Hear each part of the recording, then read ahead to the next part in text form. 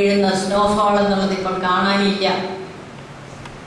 ഗോമുഖ് എന്ന് പറയുന്ന സ്ഥലം ഇപ്പോൾ ഏതാണ്ട് മരു പറമ്പ് പോലെ കുറേ പാറക്കെട്ടുകൾ ചിന്നിയ ഒരു ഭാഗമായി മാറിയിരിക്കുന്നു. മഞ്ഞ് കൊണ്ട് പൂർണ്ണമായും 12 മാസം മൂടിക്കിടന്ന സ്ഥലങ്ങൾ. ഗംഗാനദി മരിക്കുകയാണ്. ഒരു ഇന്ത്യക്കാരനോടെന്ന് പറഞ്ഞാൽ ഗംഗാനദി മരിക്കുകയാണെന്ന് പറഞ്ഞാൽ അതിൻ്റെ ആഴം എത്രത്തിലുള്ളതാണ്, എത്രയധികമാണ്. ഒരു സംസ്കാരം മരിക്കുകയാണ്, ഒരു രാഷ്ട്രത്തിൻ്റെതായ ജീവനാടി മരിക്കുകയാണ്, നമ്മുടെ കാർഷിക സംസ്കാരം മരിക്കുകയാണ്. ഇതൊക്കെ നിങ്ങൾക്ക് അവിടെ എങ്ങ് പോയി നോക്കട്ടെ, ഇവിടെ ചുറ്റുപാട് നോക്കിയാൽ നിങ്ങൾക്കറിയാം. നമ്മുടെ വയലുകളിലേക്ക് നോക്കൂ, നമ്മുടെ പുഴകളിലേക്ക് നോക്കൂ, നമ്മുടെ വൃക്ഷങ്ങളെ നോക്കുക. ഏതെങ്കിലും ഒരു പുഴയുണ്ടോ ഇത്തിരി വെള്ളം കോരി കുടിക്കാൻ കൊള്ളാവുന്നതായി? എല്ലാം വിഷമയമാക്കി കഴിഞ്ഞു, എത്രയെല്ലാം മലീമസമാക്കി കഴിഞ്ഞു. നമ്മുടെ പാപഭാരം കൊണ്ട് മലീമസമാക്കി കഴിഞ്ഞിരിക്കുന്നു എല്ലാ പുഴകളെയും. ഞങ്ങളുടെയൊക്കെ കുട്ടിക്കാലത്ത് പമ്പയാറ്റിലൊക്കെ ഇറങ്ങി ഇങ്ങനെ വെള്ളം കോരി കുടിച്ച് കുളിക്കുന്ന ഓർമ്മയുണ്ട്. ഇപ്പൊ കാല് കഴുകാൻ പോലും ഞങ്ങളതിൽ ഇറങ്ങാറില്ല, പേടിയാണ്. അത്ര മോശമായി കഴിഞ്ഞു, അത്ര മലിനമാണ്. അതിൻ്റെ കണക്കുകൾ അങ്ങനെയാണ് നമ്മെ പഠിപ്പിക്കുന്നത്.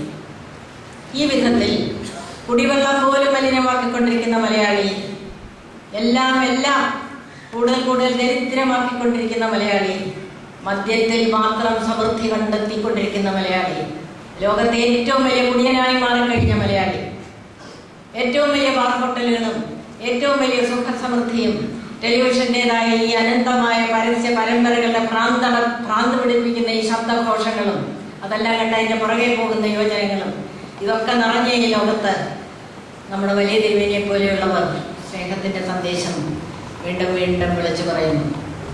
തീ പിടിക്കുമ്പോൾ കാട്ടുകിളി വിളിച്ചു പറയുന്നു എന്ന് പറയുന്നത് പോലെ തിരുമേനിയുടെ ശബ്ദം അത് ഈശ്വരന്റെ ശബ്ദമാണ്, ഗുരുജനങ്ങളുടെ ശബ്ദമാണ്, ഇന്ത്യയുടെ പഴയ ശബ്ദമാണ്, എല്ലാ മതങ്ങളുടെയും അടിസ്ഥാന തത്വമാണ്. അദ്ദേഹം വിളിച്ചു പറയുന്നു സ്നേഹത്തിൻ്റെ വഴി, എളിമയുടെ വഴിയാണല്ലോ ക്രിസ്തുനാഥൻ പഠിപ്പിച്ചത്. സമ്പന്നന്റെ വഴിയല്ലല്ലോ അദ്ദേഹം പഠിപ്പിച്ചത്. അദ്ദേഹം ഏറ്റവും എളിമയുള്ളവനായിരുന്നില്ല, ഏറ്റവും എളിമയുള്ളവരുടെ കൂടെ കഴിഞ്ഞവനല്ലേ. നമുക്കൊന്നും സാധിക്കുന്നില്ലല്ലോ. ഗാന്ധിയുടെ ശിഷ്യന്മാരെന്ന് പറയുന്നത് നമുക്കൊന്നും സാധിക്കുന്നില്ലല്ലോ. ഈ തിരുമേനിമാരൊക്കെ എത്ര തവണ സെക്രട്ടേറിയറ്റ് നടക്കുന്നത് ഉപവാസം വരുന്നു ഞാൻ ഓർമ്മിക്കുകയാണ്. മദ്യത്തിനെതിരായി ഒന്നും നടക്കുന്നില്ല. സമൂഹത്തിന് മദ്യം കുടിച്ച് നശിക്കണം. സമൂഹത്തിൽ ഈ പറഞ്ഞ പോലെ വലിയ വലിയ ബാങ്കുകളും വലിയ പ്രഭാവ കേന്ദ്രങ്ങളും ആയിരക്കണക്കിന് കാറുകളും വേണം, റിസോർട്ടുകൾ വേണം, വ്യഭിചാരശാലകൾ വേണം, കക്കാറെ നൃത്തങ്ങൾ വേണം, എല്ലാം വേണം നമുക്ക്. ഇതിനൊക്കെ പണവും വേണം. അപ്പൊ ഈശ്വരൻ എവിടെ സ്ഥാനം? നമ്മുടെ ഹൃദയത്തിൽ എവിടെയാണ് ഈശ്വരൻ ഇരിക്കാൻ? ഇത്തിരി സ്ഥലം, വളരെ കുറച്ചേ ഉള്ളൂ. അവിടെ തന്നെ കാലുവന്നാൽ അദ്ദേഹം മടിച്ചു മാറി നിൽക്കും. ചുറ്റും പണമാണ്, കറുത്ത പണമാണ്. അതിൻ്റെ നടുക്കിരിക്കാൻ ഈശ്വരൻ എപ്പോഴും വിസമ്മതിക്കും. ഈ വിധത്തിലുള്ള അന്ധകാരവും ഈ വിധത്തിലുള്ള ഒരുപാട് ദുഃഖങ്ങളും ഒരുപാട് പാപങ്ങളെന്ന് ഞാൻ പറയുന്നതിന് അവസാനമില്ല. ഒരുപാട് പാപങ്ങൾ എന്നും കാണുന്നവരാണ് ഞങ്ങൾ. എൻ്റെ കൂടെ കുരുവിള സാർ എന്ന് പറയുന്ന ഞങ്ങളുടെ അമ്മയുടെ ഏറ്റവും വലിയ താങ്ങും തണലുമായി നിൽക്കുന്ന ഏറ്റവും വലിയ പ്രവർത്തകൻ എത്തിയിട്ടുണ്ട്. ഞങ്ങൾ കാണുന്ന പാപങ്ങൾ എന്താണെന്ന് പറഞ്ഞാൽ അവസാനിക്കുക.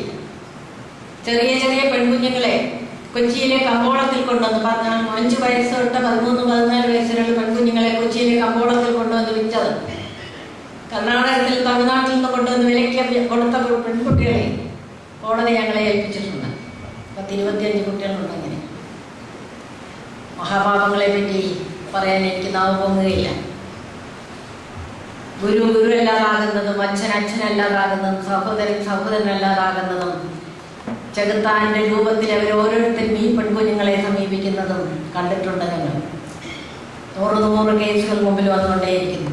പാപങ്ങളുടെ കഥ, കണ്ണീരിന്റെ കഥ, കറകളുടെ കഴുകിയാൽ പോകാത്ത കറകളുടെ കഥ കേട്ടുകൊണ്ടേയിരിക്കുന്നു.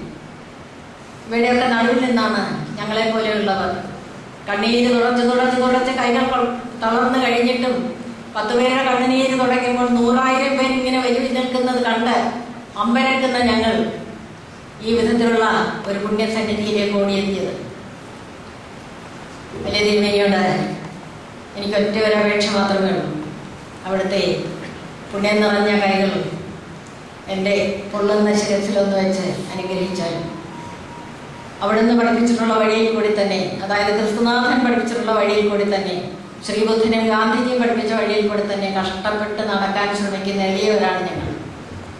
തളർന്നു പോകാതിരിക്കാൻ, മനസ്സ് മടുത്തു പോകാതിരിക്കാൻ, ഇരുട്ട് കണ്ണിൽ പെട്ടെന്ന് നിറഞ്ഞു പോകാതിരിക്കാൻ ശക്തി തന്നാലും ഈശ്വരാനുഗ്രഹത്തിന് വേണ്ടി പ്രാർത്ഥിക്കുന്നു. വലിയ തിരുമേനിയുടെ ദീർഘായുസിനും അദ്ദേഹത്തിൻ്റെ 100ാം പിറന്നാളിന് നമുക്കെല്ലാവർക്കും ഒന്നിച്ചപ്പോൾ എനിക്കൊരു സ്വാർത്ഥതയാണെന്ന് വരെ ജീവിക്കണം, നമുക്കെല്ലാവർക്കും ഒന്നിച്ച് ഇവിടെ കൂടി ആഘോഷിക്കണമെന്നുള്ള പ്രതീക്ഷയോടെ പ്രാർത്ഥനയോടെ എൻ്റെ വാക്കുകൾ അവസാനിപ്പിക്കുന്നു. നമസ്കാരം. ഒരു ഗാനം ആലപിക്കുന്നതിന് വേണ്ടി കുറ്റപ്പുഴ മാർ ഗ്രിഗോറിയോസ് യുവജന പ്രസ്ഥാനത്തെ ക്ഷണിക്കുന്നു.